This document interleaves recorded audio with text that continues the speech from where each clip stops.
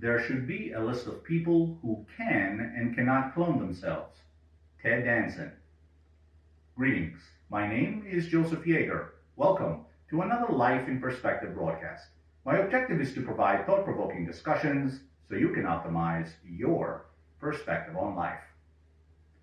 In 1996, after 276 attempts, the highly anticipated and controversial introduction of Dolly the sheep was made, the first large mammal to be successfully cloned from an adult cell. According to an article by Alex Barizo for the American Council of Science and Health, if a list of the 7 wonders of the biotech world was to be made, the cloning of Dolly would be one of them.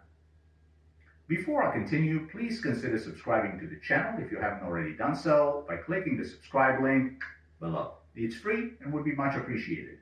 You may also follow me on Facebook, Instagram, and Twitter. Although cloning has been used since the 1930s, it wasn't technologically advanced enough to grow anything more than the likes of amphibians and other small animals. However, the introduction of Dolly brought new opportunities for both social and economic advancement on a whole new scale. For example, the livestock industry saw the opportunity to mass produce their best performing animals by copying good genetics and eliminating the variables of natural reproduction. For the medical community, this could mean potentially regrowing organs plagued with genetic defects and improving the quality of, let alone saving, lives and tackling infertility on a whole new level, just for starters. Of course, the whole idea comes under staunch criticism, claiming it is immoral and unethical. Legal barriers are still in place as the world's scientific community is trying to establish appropriate parameters under which to integrate cloning as acceptable practice, especially when pertaining to humans. After all, there is a potential downside to cloning as well, such as the psychological makeup of the clone, weaker immunity to harmful genetic mutations, and shorter lifespans, among other things. A May 2019 Gallup poll shows that 31% believe the cloning animals is morally acceptable, only 12% for cloning humans. That hasn't changed much in years and will likely continue as the introduction of any major social issue to be resisted.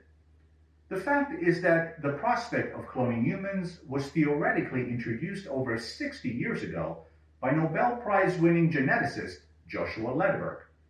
What was society's view then on divorce, contraception, transsexuality, in vitro fertilization, and abortion? Even Hollywood couldn't produce movies about genetic engineering fast enough with movies like Splice, Blade Runner, X-Men, Womb, and Jurassic Park, just to name a few.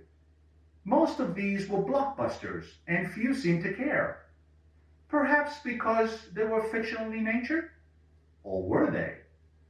I believe Hollywood is a gentle and entertaining way of introducing us to the inevitable future. Whichever side of the aisle you choose on any issue, science doesn't care. Its role is unbiased exploration for better or worse. We cannot stop it, nor should we. If cloning tissue and organs enables someone to walk, hear, see, or feel again, or an infertile couple begging for a child can have one, who am I to judge their right to it? Assimilation of new ideas, however far-fetched and controversial, is called progress, and science represents its most unbiased form. No matter how much society may resist, science will persist. Social norms change by necessity and for convenience, and we adapt, as we always do. As Charles Darwin famously said, "We are always slow in admitting any great change of which we do not see the intermediate steps." That sounds a lot like a leap of faith, which for most is simply not in the genes.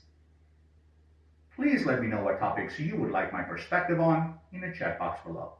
Thank you for watching. and see you next time.